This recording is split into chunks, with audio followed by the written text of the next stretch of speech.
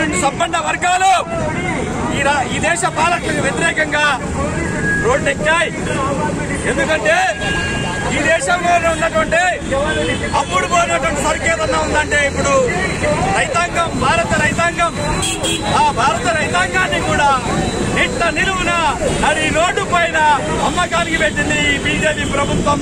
దానికి నేతృత్వం వహిస్తున్నటువంటి మూడు రైతు వ్యతిరేక, ప్రజా వ్యతిరేక చట్టాలను తీసుకొచ్చి ఈ దేశ ప్రజలను, ఈ దేశ రైతులను, వ్యవసాయ రంగాన్ని కార్పొరేట్ శక్తులకి అమ్మటానికి కోరుకున్నాడు. ఈయన అధికారంలోకి వచ్చిన తర్వాత పబ్లిక్ రంగ సంస్థలన్నీ ఒక్కటొక్కటిగా డిఫెన్స్, బిఎస్ఎన్ఎల్, ఎల్ఐసి, రైల్వేలు ఇలా చెప్పుకుంటూ పోతుంది.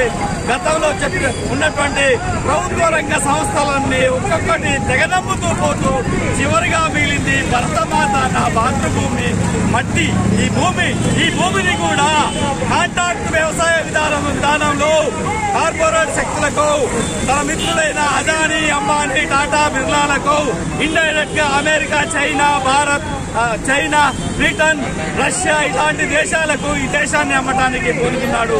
అందుకనే యావత్ భారత రైతాంగం 29 రాష్ట్రాల్లో ఉన్నటువంటి ప్రజలందరూ ఈ రోజు రోడ్డెక్కారు.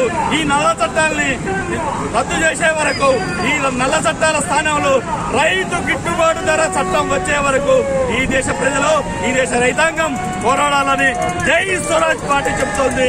అటువైపే ఈ మిత్ర సంఘాలన్నీ పోరాడుతున్నాయి. జై స్వరాజ్.